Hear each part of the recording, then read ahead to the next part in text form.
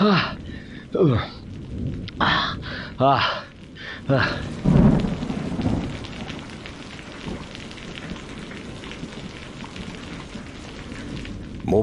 ড্যাশবোর্ডে ফেলে রেখে আর মুখ দিয়ে একটা চরম বিরক্তিসূচক আওয়াজ করে গাড়ি থেকে নেমে টলতে টলতে এগিয়ে গেলাম বনেটের দিকে। তারপর হতাশ চোখে তাকালাম একদম সামনেই মাথা তুলে দাঁড়িয়ে থাকা বিরাট ঝাঁকড়া গাছটার দিকে। ঝোড়ো হাওয়ার সাথে একটানা মুষলধারে বৃষ্টি আর ঘন ঘন বাজ পড়া, তার মধ্যেই অন্ধকারে দিব্যি দাঁড়িয়ে আছে ওটা, মাথা তুলে নিজের অনন্ত সৌন্দর্য নিয়ে। হাঁ করে কিছুক্ষণ তাকিয়ে রইলাম গাছটার দিকে। তারপর ফিরে তাকালাম গাড়ির বনেটের দিকে। কিচ্ছু বলবার ভাষা নেই।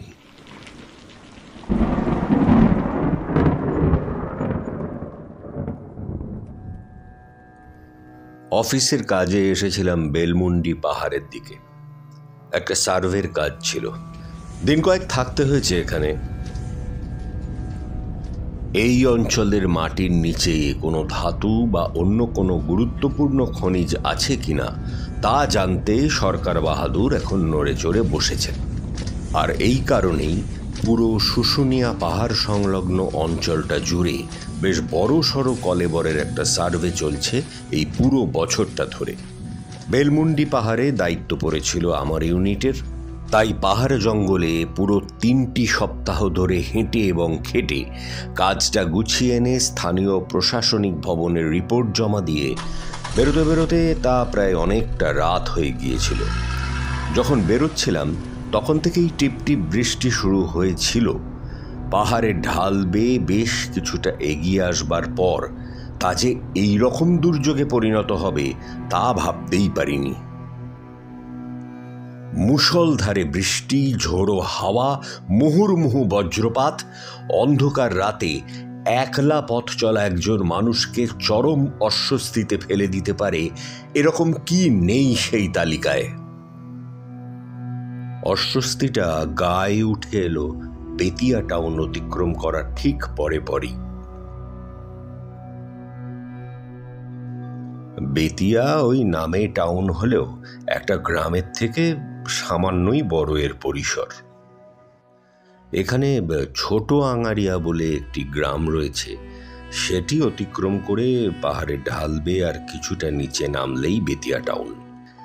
এই অঞ্চলটাতে মূলত অবস্থাপন্ন কিছু মধ্যবিত্ত, কিছু ব্যবসায়ী শ্রেণীদের বাস। এদের জন্য কিছু দোকানপাট, একটা সরকারি ব্যাংকের শাখা, 2-3টে ডিসপেন্সারি, আরও কিছু টুকিটাকি কাজের ভবন নিয়ে গড়ে উঠেছে শহরতলি। ব্যাস, জায়গাটা ওই নামেই টাউন। জীবন ধারণের জন্য প্রয়োজনীয় ন্যূনতম সুযোগ সুবিধেগুলো বেশিরভাগ ক্ষেত্রেই এখান থেকে উধাও। বেতিয়া শহরতলির সীমা অতিক্রম করে পাহাড়ের ঢাল বেয়ে খুব সাবধানে নিচে নামছিলাম। বৃষ্টির জন্য পথঘাট এমনিতেই পিছল, তার মধ্যে আমাদের দেশে গ্রামের রাস্তার প্রতি যে বিশেষ কেয়ার দেখানো হয়, বেতিয়াও তার ব্যতিক্রম নয় কোনো মতেই। গোটা রাস্তা জুড়ে যা খানাখন্দ, তাতে শুধু সর্ষের বীজ ছড়িয়ে দেওয়ার যা অপেক্ষা। জলকাদায় মাখামাখি রাস্তাটা ধরে মন্থর বেগে নিচে নামছিলাম, কোথাও কোনো গন্ডগোল নেই। আচমকা সামনের উইন্ডস্ক্রিন দিয়ে আকাশে শুধু একবারের জন্য মনে হলো যেন বেশ একবার বিদ্যুৎ চমকালো।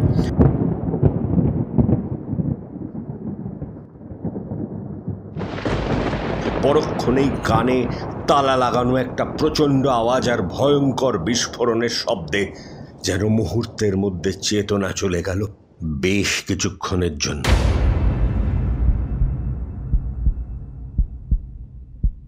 সম্বিত ফিরতেই দেখি গাড়ির সামনেটা থেকে অনর্গল ধোঁয়া বেরোচ্ছে। স্টিয়ারিংয়ের ওপর আমার আর কোনো নিয়ন্ত্রণ নেই, আর বিপজ্জনকভাবে গাড়িটা নিয়ন্ত্রণ হারিয়ে বেশ জোরেই এগিয়ে চলেছে পথের ধারে দাঁড়িয়ে থাকা একটা বটগাছের দিকে। আমার বিস্ফারিত চোখের সামনেই সজোরে এগিয়ে গাড়িটা ধাক্কা মারল বটগাছটাকে। মুখটা প্রচণ্ড জোরে ঠুকে গেল স্টিয়ারিংয়ে, আর আর আমি সম্পূর্ণ চেতনা হারালাম মুহূর্তের মধ্যে।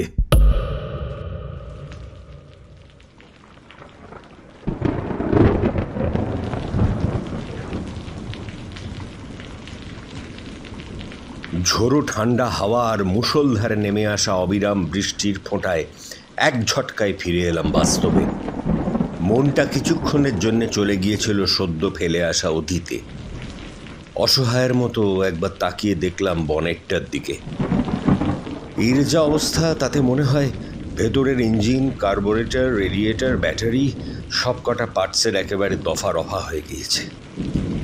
বৃষ্টি কমলে খান্নাকে একটা ফোন করে দিলে ও না হয় একটা টাউইং কারের ব্যবস্থা করে দেবে, কিন্তু এই যা বৃষ্টি, আজ রাত্রে থামবে তো? রাত্রিটা থাকবই বা কোথায়? অসহায়ের মতো তাকাচ্ছিলাম এদিক ওদিক।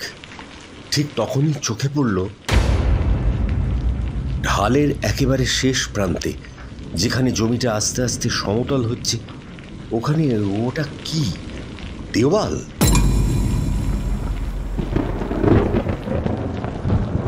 হাতে যেন চাঁদ পেলাম মুহূর্তে।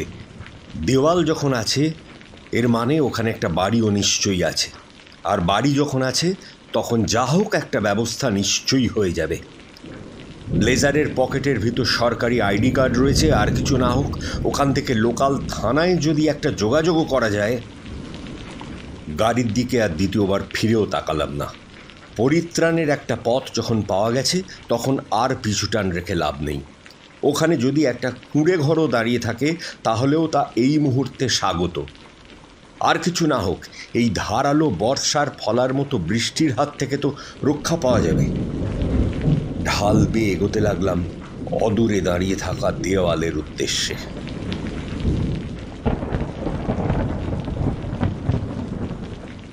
ঢালের শেষ প্রান্তে যখন এসে দাঁড়ালাম তখন মনটা আনন্দে ভরে উঠল। বেশ বড় সড়ো পাকা একটা দোতলা বাড়ি, তাকে ঘিরে অনেকটা উঁচু একটা গার্ড ওয়াল, সামনের গেটটাও বেশ বড়। এই বাড়ির বাসিন্দারা যে বেশ অভিজাত এ বিষয়ে কোনো সন্দেহই নেই। এখান থেকে যদি স্থানীয় থানায় যোগাযোগ করা যায় তবে তো কোনো দিক থেকেই কোনো অসুবিধে হওয়ার কথা নয়, কিন্তু সমস্যা একটাই, গোটা বাড়িটাতে কোথাও কোনো আলো নেই। এই বাড়ির মানুষরা তারা এখানেই থাকেন তো?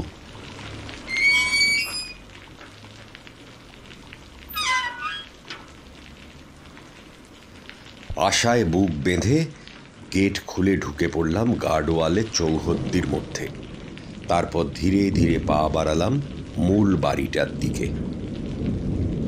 ইট পাতা চওড়া পথটা সোজা গিয়ে ধাক্কা মারছে কংক্রিটের একটা বড় চাতালে। কয়েক পা এগোলেই সিঁড়ি, তারপরেই বাড়িটার সদর দরজা। এই জায়গাটা অবশ্য ফাঁকা নয়, মাথার ওপরে স্থায়ী সিমেন্টের তৈরি আচ্ছাদন, যা জায়গাটাকে একটা পোর্টিকোর চেহারা দিয়েছে। মোটামুটি চাতালে পা রাখলেই নিস্তার পাওয়া যাবে নির্মম বৃষ্টির ঠান্ডা বর্ষণের হাত থেকে। আপাতত চাতাল অবধি তো পৌঁছানো যাক। মূল গেট থেকে চাতালটা অনেকটা দূরে। মধ্যিখানে দুপাশের ফাঁকা জায়গাগুলোতে মনে হয় বাগান জাতীয় কিছু আছে, কিন্তু এখন এই পিচ কালো অন্ধকারে আর ঘন বর্ষণের ধারার মধ্যে সেসব কিছুই নজরে আসছে না। ভেজা পথটা ধরে ধীরে ধীরে এগিয়ে যাচ্ছিলাম বাড়িটার দিকে। এমন সময় হঠাৎ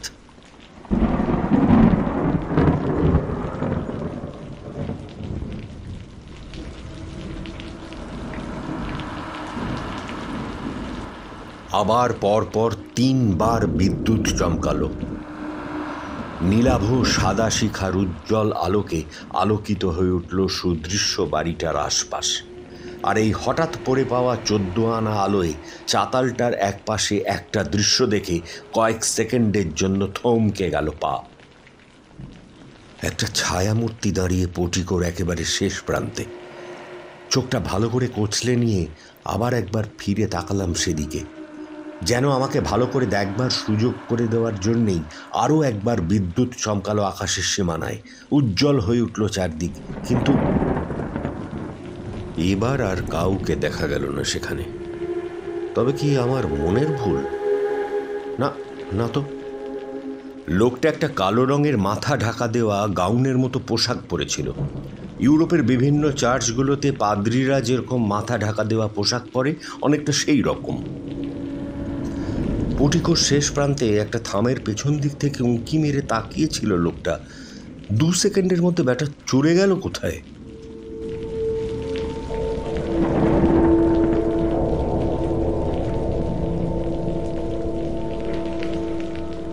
চাতালে উঠে আমি আরেকবার তাকিয়ে দেখলাম সেদিকেই, যেখানে লোকটা দাঁড়িয়েছিল। যথারীতি জায়গাটা এখন ফাঁকা, কেউ নেই ওখানে। কেউ থাকলে অন্তত অন্ধকারে একটা আবঝা অবয়ব দেখা যেত। এর অর্থ দাঁড়ায় ওখানে আদৌ কেউ ছিল না। অন্ধকারে আমিই দেখতে ভুল করেছি। কোনো মরণশীলের পক্ষেই সম্ভব নয় 1 সেকেন্ডের মধ্যে ওখান থেকে অন্যত্র স্থান বদল করার। এটা করতে গেলে অবধারিতভাবে আমার চোখে পড়ে যেতই।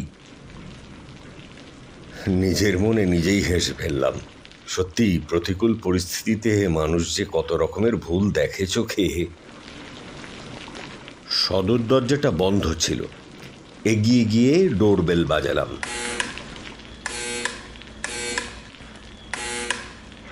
বেশ কয়েকবার বেল বাজানোর পরেও কোনো আওয়াজ না হওয়ায় এবার মাথা গরম করে পর পর বেশ কয়েকবার দরজা ধাক্কালাম।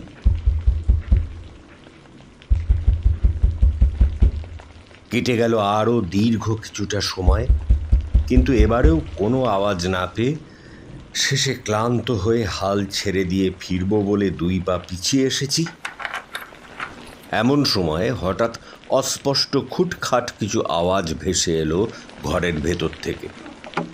তারপরই খুলে গেল বহু প্রতীক্ষিত সেই দরজা। কে? ইমার্জেন্সি লাইটের উজ্জ্বল আলোয় চোখটা ধাঁধিয়ে গিয়েছিল প্রায়। এখন তার পেছন থেকে ভারী রাশভারী গলায় প্রশ্নটা ভেসে এলো। এত উজ্জ্বল আলোয় প্রথমটা প্রশ্নকর্তাকে দেখতেই পেলাম না কিছুক্ষণ। কোনো মতে আন্দাজে উত্তর দিলাম, নমস্কার, আপনি আমায় চিনবেন না। আমার নাম সুপ্রতিম বরাট, সার্ভে অফিসে কাজ করি। আপনাদের এখানে এসেছিলাম একটা সার্ভের কাজে। ফেরবার সময় হঠাৎ বৃষ্টি শুরু হয়ে যায়, আর আমি আপনাদের বাড়ির কাজটায় এসে গাড়িতে বাজ পড়ে কন্ট্রোল হারিয়ে একটা বট গাছে ধাক্কা মারি। ওই যে মোড় ঘুরলেই যে বট গাছটা দাঁড়িয়ে আছে, ওইখানেই ঘটেছে ঘটনাটা। এতক্ষণে ইমার্জেন্সি লাইটের ঔজ্জ্বল্য চোখে সয়ে আসতে খেয়াল করলাম অন্ধকারের মধ্যে সুকঠিন একটি মুখ ফুটে উঠেছে হালকা একটি স্তিমিত আলোর প্রভায়। অনুসন্ধিৎসু একজোড়া চোখ সোজা আমার দিকে তাকিয়েছিল ব্যগ্রভাবে আমার কথা শোনবার জন্য। এই অবধি শুনে ভারী কণ্ঠে তিনি বললেন, বাজ পড়ার শব্দটা আমি শুনেছি। বিকট আওয়াজ হয়েছিল চারিদিকে। ওই আওয়াজেই তো ঘুমটা ভাঙলো আমার। তারপর দরজায় ধাক্কার শব্দ পেয়ে যাই হোক আপনাকে কিভাবে সহযোগিতা করতে পারি বলুন? আমি আপনাদের এলাকায় সম্পূর্ণ নতুন, একজন আগন্তুক মাত্র। এখানে আমি কাউকেই সেরকম চিনি না। বিপদে পড়লে কোন জায়গায় যেতে হবে সে সম্পর্কেও আমার কোনো ধারণাই নেই। আপনার কাছে অনুরোধ, আপনি যদি লোকাল থানায় যোগাযোগ করে একবারটি আমার সঙ্গে কথা বলিয়ে দিতেন একটু। আমাদের পোস্টিং যেখানে ছিল সেই জায়গার লোকাল থানার নম্বর আর স্থানীয় ওসির নাম আমাদের দেওয়া হয়েছিল বিপদে পড়লে যোগাযোগ করবার জন্যে। কিন্তু সমস্যাটা ছিল অন্যত্র। প্রথমত, বেতিয়া আমাদের সার্ভিস সাইট থেকে প্রায় 50 কিলোমিটার দূরে, আর দ্বিতীয়ত এই জায়গাটা অন্য থানার অন্তর্ভুক্ত। তৃতীয়ত, অ্যাক্সিডেন্টের সময় ঝাঁকুনি খেয়েই হোক বা খারাপ আবহাওয়ার জন্য জলে ভিজেই হোক, মোবাইলটা কিছুতেই চালু হচ্ছে না। ফলে যে নাম্বারটা আমার সাথে ছিল সেটাতেও যোগাযোগ করতে পারিনি। অবশ্য মোবাইলটা এই মুহূর্তে আমার সাথে নেই, গাড়ির ড্যাশবোর্ডে পড়ে আছে বিকল হয়ে। বাড়িওয়ালাকে সবগুলো সমস্যার কথা বলাতে মন দিয়ে উনি তা শুনলেন। তারপর বললেন, বুঝলাম, কিন্তু এদিকেও যে সমস্যা হয়ে রয়েছে। এখানে গত 2 দিন ধরে টানা বৃষ্টি, তার সাথে লোডশেডিং, ফলে মোবাইলটার চার্জ শেষ হয়ে দমবন্ধ হয়ে পড়ে রয়েছে। ল্যান্ডলাইনটাও তাই। আপনি ভেতরে এসে বসুন বরং।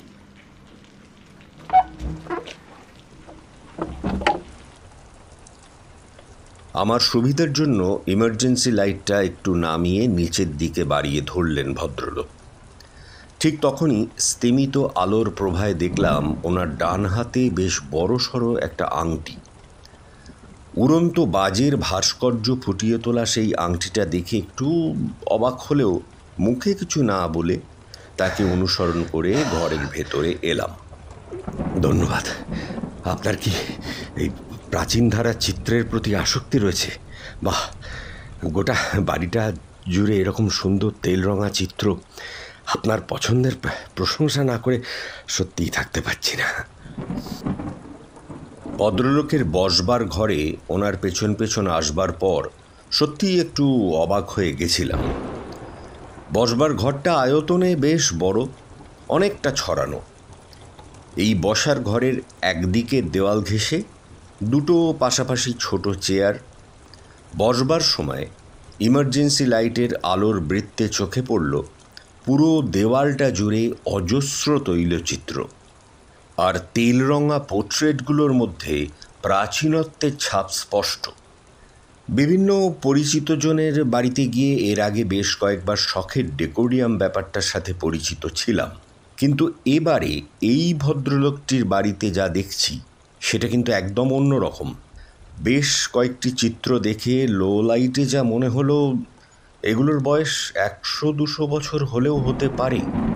ভদ্রলোকের বাড়িতে এত পুরনো ছবি এলো কি করে? আমার নাম সূর্যপ্রতাপ সামন্ত। বর্তমানে আমি এই বাড়ির মালিক। আমাদের বংশটি অবশ্য আরো প্রাচীন। আমাদের আদি বাসস্থান ছিল বীরভূম। মুর্শিদ কুলি খাঁয়ের আমলে আমাদের এক পূর্বপুরুষ তৎকালীন মুকসুদাবাদে চলে আসেন ভাগ্য পরীক্ষার জন্য। নবাবী আমলে ভাগ্য খুলে গিয়েছিল তার। কোম্পানি আমলে আমাদের অপর এক পূর্বপুরুষ তার সমস্ত জমানো পুঁজি নিয়ে সরে আসেন প্রথমে বর্ধমান অঞ্চলে, কিন্তু ওখানকার সামন্ত রাজাদের সাথে বনিবনা না হওয়ায় শেষমেশ পুরুলিয়ার নির্জনে এসে থাকতে শুরু করেন তারা। সেই থেকে আমরা এখানেই আছি। কোম্পানি আমলে সুসম্পর্ক বজায় রেখে মহলের পর মহল জমি কিনে আমরা রাতারাতি জমিদার হয়ে যাই। আমাদের সাবেক বাড়িটি অবশ্য আর নেই। এই নতুন ভবনটি নির্মাণ করে আমরা সরে আসি এখানে। ওই প্রাচীন তেলরঙা চিত্রগুলো আমাদের সাথেই উঠে আসে নতুন বাড়িতে। আমাদের এই বাড়িতে বিভিন্ন ঘরে ছড়িয়ে ছিটিয়ে এমন অনেক চিত্র রয়েছে যার অ্যান্টিক ভ্যালু অত্যন্ত প্রাচীন। দেওয়ালের ধার ঘেঁষে যেখানটায় আমরা বসেছিলাম সেখানে একটি ছোট কাঠের সুদৃশ্য টেবিল ছিল। তার উপর রাখা ছিল ল্যান্ডফোনটা। সেটার রিসিভারটা হাতে তুলে কানে দিয়ে কয়েক সেকেন্ড পরীক্ষা করে দেখলেন সামন্তবাবু। তারপর রিসিভারটা আমার দিকে বাড়িয়ে দিয়ে বললেন, শুনুন। হাত বাড়িয়ে রিসিভারটা নিয়ে কানে ঠেকালাম। পুরো ভোঁ ভাঁ। ডায়াল টোনের যে একটানা গোঁ আওয়াজ হয় তার কিচ্ছু নেই সেখানে। একটা দীর্ঘশ্বাস ছেড়ে রিসিভারটা সেটের ওপর নামিয়ে রাখলাম। বৃষ্টিটা টেলিফোনের সাথে সাথে আমাকেও যে ডেড বানিয়ে দিল তা বিলক্ষণ বোধগম্য হয়েছে। আমাদের দুজনের সাথে থাকা দুটো মোবাইলই অকেজো। বাড়ির একমাত্র ল্যান্ডলাইনটাও খারাপ। বাইরের জগতের সাথে যোগাযোগ করবার আর কোনো জায়গাই নেই, অন্তত এই বাড়িটার থেকে। ল্যান্ডলাইনটা খারাপ বলেই তো কারেন্ট অফিসে কোনো ফোন করতে পারিনি বরাটবাবু। 2 দিন হয়ে গেল ভূতের মতো বসে রয়েছি অন্ধকারে। এদিকে কারেন্ট অফিস আবার দারুণ অ্যাক্টিভ। একবার কারেন্ট গেলে আর সহজে এদিকে কাছাকাছি অন্য কোনো বাড়ি বা কোনো প্রশাসনিক ভবন কিছু আছে যেখান থেকে একটা ফোন করা যাবে? মানে এরকম পেঁচালো পরিস্থিতিতে এর আগে তো কখনো পড়িনি। বেতিয়ার পরে লোকবসতি বলতে বাগরিয়া, তা এখান থেকে প্রায় 5 কিলোমিটার দূরে। মাঝখানে কোনো জনমানব নেই। প্রধানমন্ত্রী গ্রাম সড়ক যোজনার পথ হওয়ায় এই রাস্তা মোটামুটি ভালো, কিন্তু অসুবিধে অন্যত্র। দুদিকেই ঘন জঙ্গল, ওখান থেকে বুনো জন্তুগুলো মাঝে মধ্যেই এসে ওই ধানগাড়ের রাস্তার ওপর, আর হাতির দল উঠে এলে তো কোনো কথাই নেই। মাথায় হাত দিয়ে বসে রইলাম কিছুক্ষণ।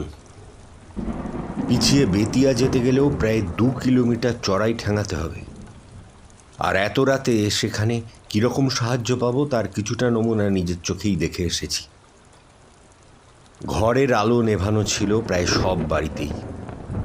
উল্টো দিকের রাস্তায় আবার হাতি পথ আগলিয়ে বসে আছে, দুদিকেই পথ বন্ধ।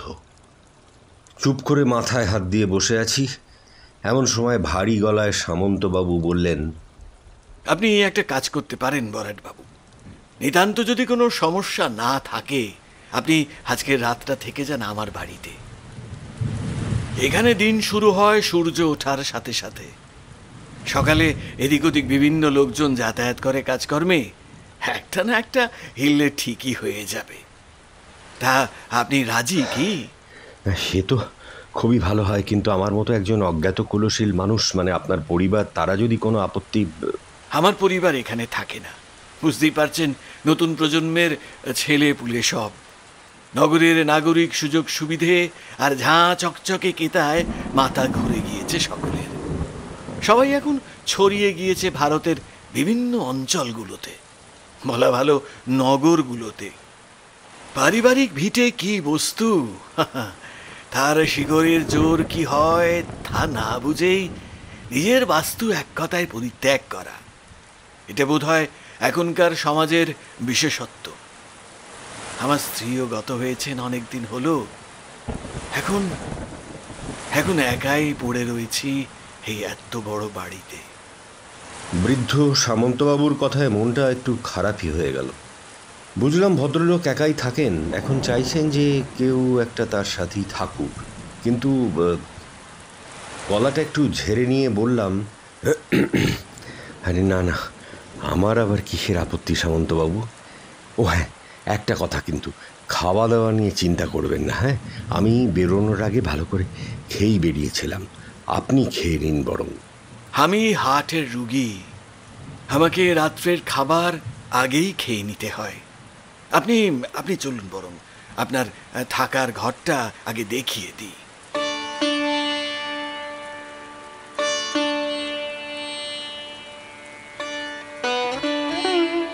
সামন্তবাবু এবার পথ দেখিয়ে নিয়ে চললেন আমায়। ড্রয়িং রুম ছেড়ে একটা নাতিদীর্ঘ প্যাসেজ, সেটা ধরে ডান দিকে ঘুরে গেলেই পরপর ঘরগুলো শুরু। সারিবদ্ধ ঘরগুলোর বেশিরভাগই অবশ্য তালা মারা। এরকম 2-3টে ঘর ছেড়ে এগিয়ে এসে আক্ষেপের সুরে তিনি বললেন, এই পুরো বাড়িটি শরিকি বাড়ি, আর যে ঘরগুলো তালাবন্ধ দেখলেন সেগুলো সবই শরিকি ঘর। আজ থেকে 5 দশক আগেও সকলে একসাথে থাকতাম আমরা এখানে। আস্তে আস্তে বাড়ি ফাঁকা হয়ে যায়। তারপর থেকেই চাকরি সূত্রে, বিবাহ সূত্রে, ওই নানান কারণে এই বাড়িটা একসময় ঝলমল করতো দিনে রাতে, আর এখন একটা দীর্ঘশ্বাস ফেলে এগিয়ে চললেন বৃদ্ধ, পেছন পেছন আমিও। ওনার কথার ফাঁকে ফাঁকেই একটা বিষয় খেয়াল করলাম, তৈলচিত্রের ছড়াছড়ি গোটা বাড়িটা জুড়েই। প্যাসেজময় দেওয়াল জুড়ে বিভিন্ন মানুষের পোর্ট্রেট বা কোনো না কোনো ইভেন্টের ল্যান্ডস্কেপ। হঠাৎ দেখলে মনে হবে যেন হাজারদুয়ারিতে ঢুকে বসে রয়েছি। আর ছবিগুলো কি জীবন্ত! প্যাসেজটা এবার বাঁ দিকে ঘুরে যাচ্ছে, ঠিক তার মুখেই দেখলাম এক গথিক মহিলার ভাস্কর্য।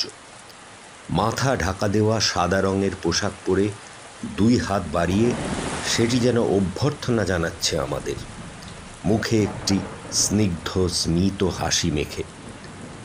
ভাস্কর্যটিকে দেখতে দেখতে আমরা প্রবেশ করলাম একটি সিঁড়ি ঘরে, তারপর সিঁড়ি দিয়ে উঠে এলাম দোতলায়। কারেন্ট থাকলে বুঝতে পারতেন ছবিগুলো কি জীবন্ত। এগুলো আপনি যে অ্যাঙ্গেলেই দেখুন না কেন আপনার মনে হবে যেন ছবির চরিত্রগুলো সোজা আপনার দিকে তাকিয়ে রয়েছে এক দৃষ্টে।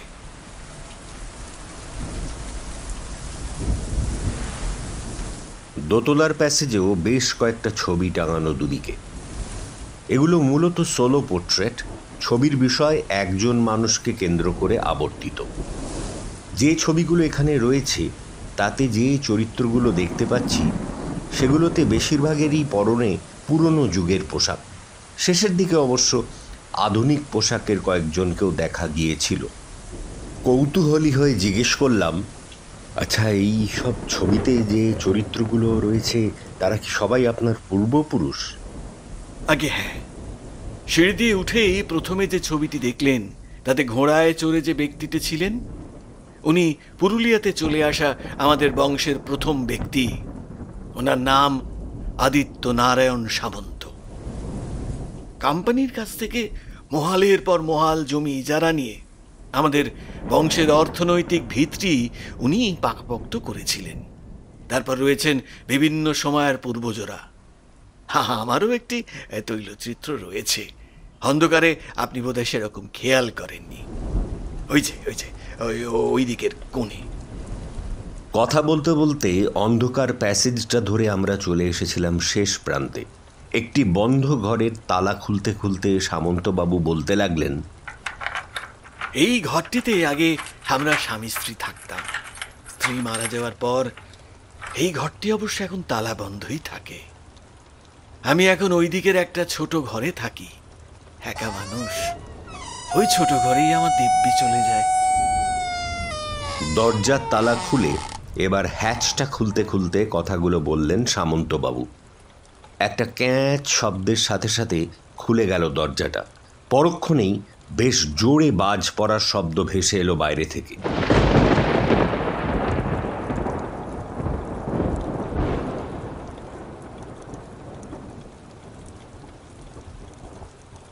আমি আর সামন্তবাবু দুজনেই চমকে উঠেছিলাম সেই আওয়াজে। শব্দের রেশটা মিলিয়ে যাওয়ার পরই তিনিই প্রথম বললেন, আজ মনে হয় ঈশ্বর নিজের কাঁধে দায়িত্ব তুলে নিয়েছেন আমাদের কৃত সকল পাপের অবসান ঘটানোর জন্য। এত ঘন ঘন বাজ পড়ছে আজকে, ওহ, এরকম বৃষ্টিও এখানে আগে কখনো পড়েনি। একটানা 5 ঘন্টা একই ধারায়। বাপস। মৃদু হাসলাম তার কথায়। তারপর দুজনেই খোলা দরজা দিয়ে ঢুকে পড়লাম ভেতরে।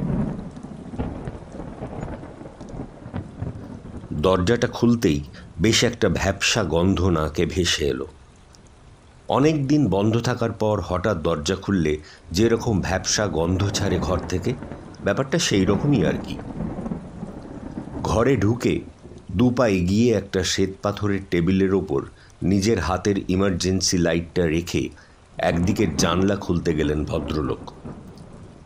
আর সেই সুযোগে আমি একবার তাকিয়ে দেখলাম ঘরটার চারদিকে।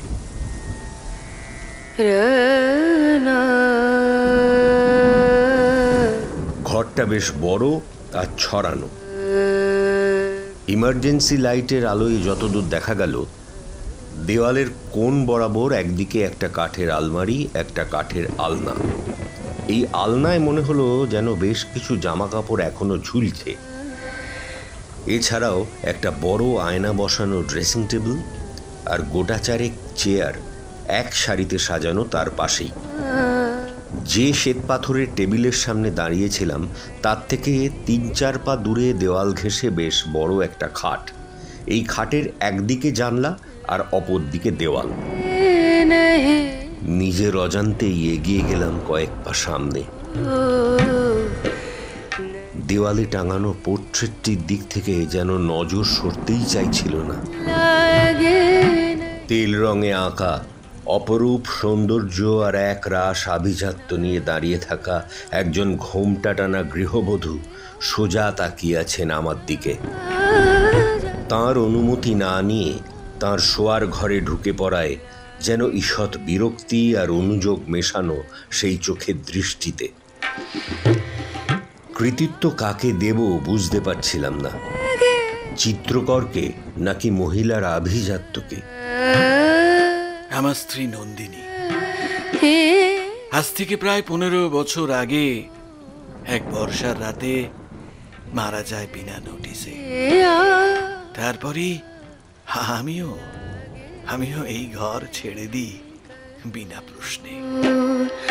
ওকে ছাড়া এখানে এক মুহূর্ত কাটানো লাগে।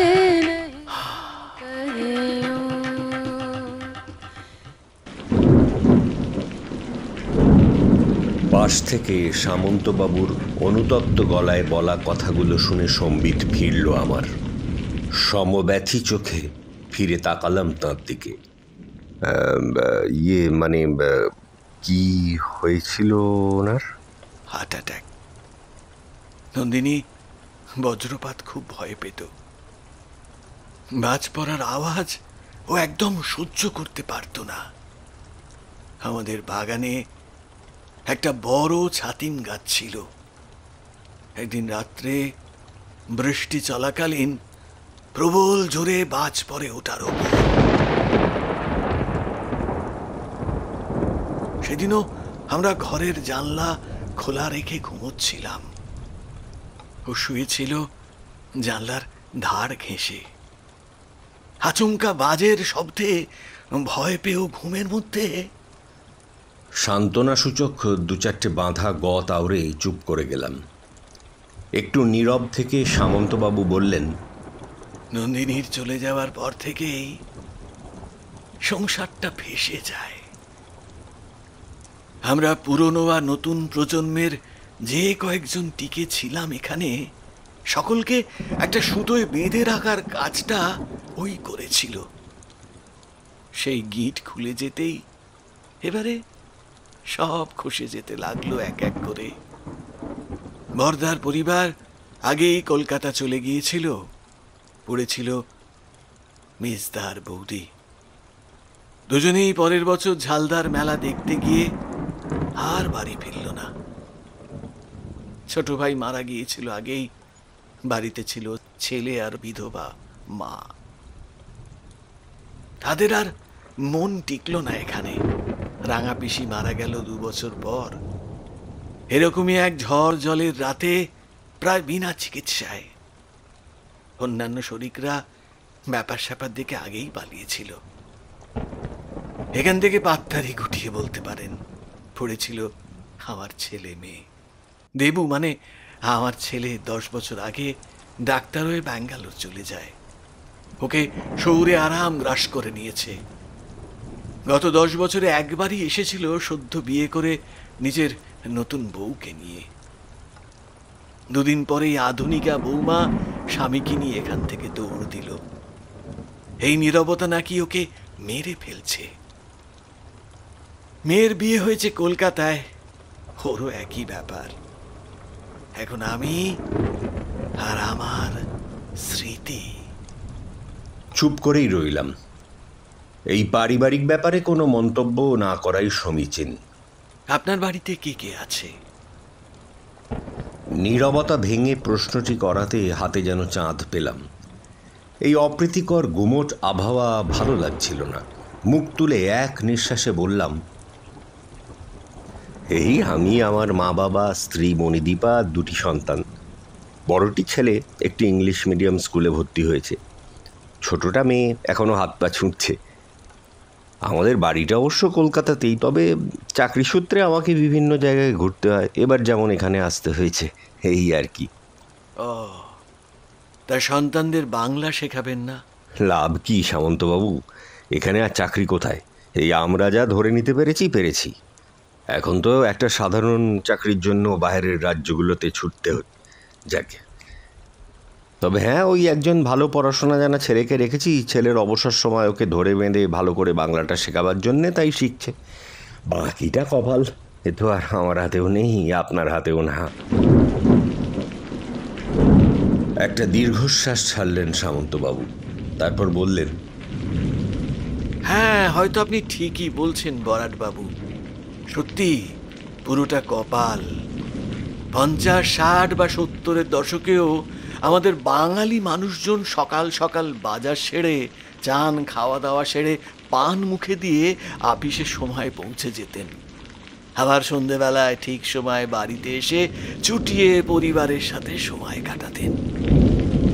এখনকার মানুষজন বড় একা, অথবা কি জানি, হয়তো সেই সময়টাই স্বপ্ন ছিল, এই সময়টা ঘোর বাস্তব। যাক যাক, অনেকক্ষণ ভিজে কাপড় চোপড় পরে আছেন, একটু বসুন, আমি আলো আর শুকনো কাপড় জামা নিয়ে আসি। দেখুন তো, এই অসময় হঠাৎ করে এসে পড়ে আপনাকে শুধু শুধু কষ্ট দিলাম।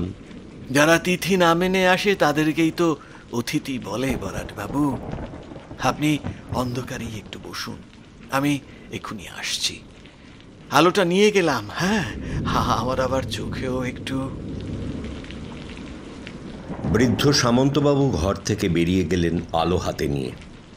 ঘরের ভিতরে এক রাশ অন্ধকারের মধ্যে বসে রইলাম আমি। বাইরের শোঁ শোঁ শব্দে বয়ে চলা বাতাস, বৃষ্টি আর মুহুর্মুহু বাজ পড়ার আওয়াজকে সঙ্গী করে। বিদ্যুতের ক্ষণপ্রভা ঝলকানিতে মাঝে মধ্যে ঘরের ভিতরটা আলোকিত হয়ে উঠছিল কিছুক্ষণের জন্যে, পরের মুহূর্তেই আবার অন্ধকার।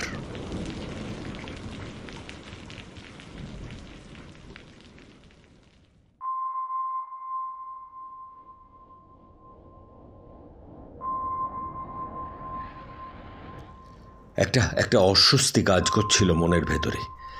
কিছুক্ষণ আগে আমার গাড়িতে বাজ পড়ার স্মৃতিটা মনে পড়তেই ক্ষণিকের জন্য গুটিয়ে গেলাম ভয়। ঈশ্বরের আশীর্বাদে জোর বাঁচা বেঁচে গিয়েছি আজ। কোথাও অবশ্য একবার পড়েছিলাম বটে, বজ্রপাত হলে গাড়িটা ফ্যারাডেজ গেজের কাজ করে, ওই জন্যই হয়তো বেঁচে গেছি। জানলাটা উঠে বন্ধ করলে ভালো হতো, ওই বিদ্যুতের ঝলকানি আমি আর সহ্য করতে পারছি না। একটা ভয় চেপে বসছে মনের মধ্যে। সামন্তবাবু এত দেরি করছেন কেন? ভাবতে ভাবতেই আরও একবার বিদ্যুৎ চমকে উঠল। উজ্জ্বল সাদা আলোয় ভরে উঠল ঘরের ভেতরটা। আর এইবারে এমন একটা দৃশ্য দেখলাম, মনে হলো যেন ভেতর অব্দি কেঁপে উঠল।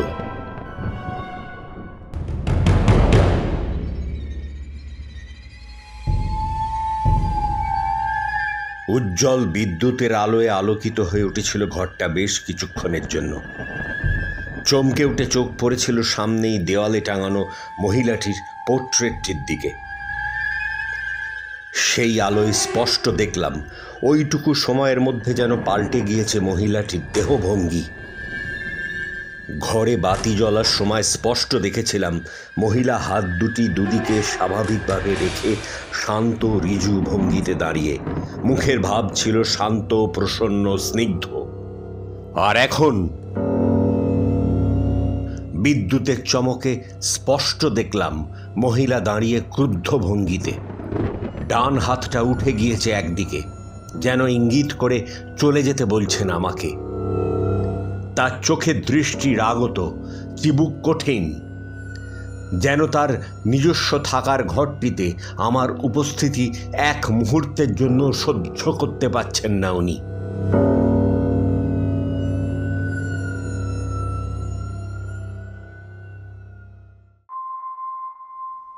বিস্ময়ে থ হয়ে গেলাম কিছুক্ষণের জন্য।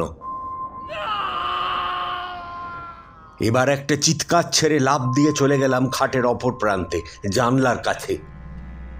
ঘর অন্ধকার হয়ে গিয়েছিল আবার, কিন্তু ভয় আর তাকাতে পারলাম না ছবিটার দিকে দ্বিতীয়বার।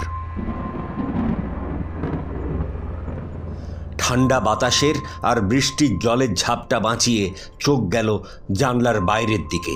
আর তখনই চোখে পড়ল এটা বোধহয় বাড়ির পিছন দিকের বাগান। কিছুক্ষণ আগেই সামন্তবাবু যে বাজ পড়া ছাতিম গাছটির কথা বলছিলেন, অন্ধকারে সেটাও আবঝাভাবে নজরে এলো। পাতাহীন মরা গাছটা মরা ডালগুলো ছড়িয়ে যেন কোনো অমঙ্গলের প্রতীক হয়ে দাঁড়িয়েছিল একটেরে ভাবে। এবারে বৃষ্টির বড় বড় ফোঁটার মধ্যে নজরে এলো ওই বাজ পড়া গাছের নিচে দাঁড়িয়ে সেই রহস্যময় মূর্তিটি, যাকে দেখতে পেয়েছিলাম বাড়িতে ঢুকতে যাবার সময়। এবারও ওই অবয়বটি দর্শন দিল মাত্র কয়েক সেকেন্ডের জন্য। আরও একবার বিদ্যুৎ চমকে ওঠার সাথে সাথে দেখতে পেলাম ছাতিম গাছটির নিচে কেউ নেই। ওইখানে যিনি ছিলেন মুহূর্তের মধ্যে তিনি অদৃশ্য। কি হলো বরাট বাবু?